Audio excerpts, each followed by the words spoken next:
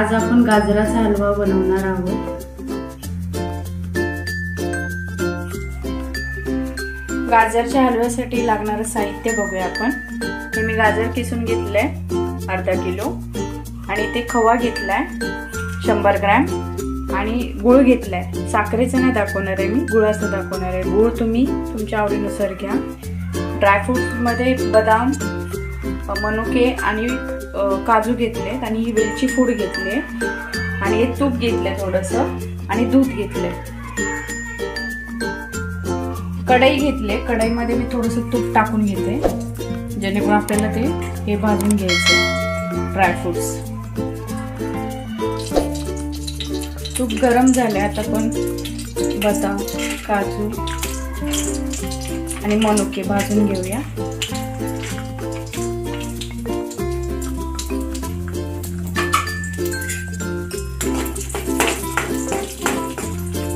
Brown colour येईपर्यंत आपल्याला भाजून घेऊया।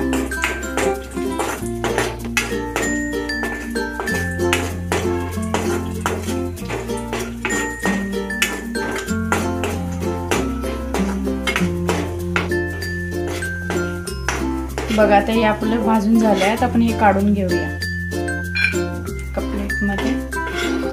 हे आपण भाजून घेतलेत। आता त्याच तुपामध्ये आपल्याला हा गाजरचा हलवा भाजून घ्यायचा आहे।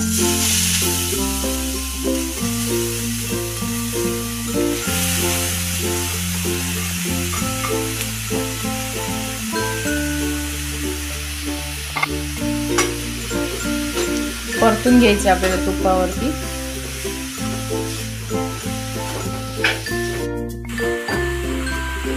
आपण तुपावरती चांगला त्याला ना 5 मिनिटं पूर्ण परतून घेतलाय, म्हणजे जेणेकरून त्यातला पाण्याचा अंश आहे ना तो कमी होऊन जाईल। हाय फ्लेम वरतीच आपल्याला हे प्रोसेस करायची आहे आणि नंतर त्याच्यामध्ये दूध टाकायचं आपल्याला। आता आपल्या 5-6 मिनिटांनी आपण परतून घेतलाय। आता आपण याच्यामध्ये दूध टाकून घेऊया।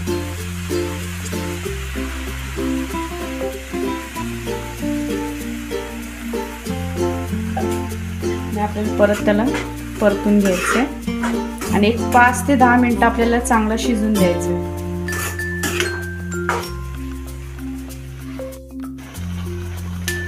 10 मिनिटं झाले, आपलं दूध थोडंसं आटायला लागलंय।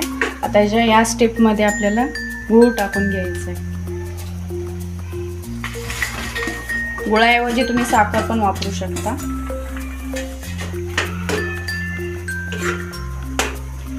तर गुळामुळे ह्याला अजून एकदा पाणी सुटणार। हे कमीत कमी 15-20 मिनिटं लागतात आटायला। आता आपण याच्यावरती झाकण ठेवून याला 10 मिनिटं परत एकदा शिजवून घ्यायचं।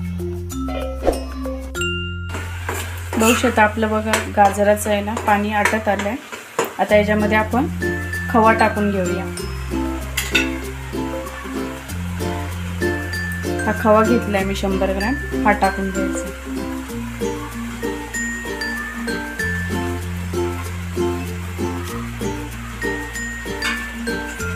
परत मिक्स करून घ्यायचं आपल्याला।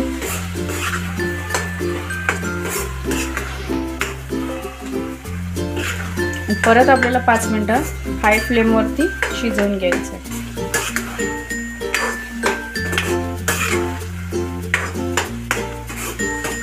5 मिनिटं आपल्याला परत हलवून घ्यायचं, शिजवून घ्यायचं।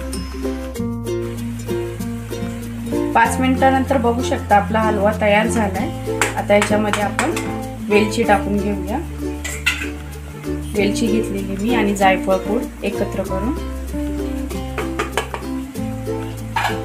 आणि आपण ड्रायफ्रुट्स भाजून घेतलेले ते टाकून घेऊया। नाही टाकले तरी चालेल। परत एकत्र करून घेऊया।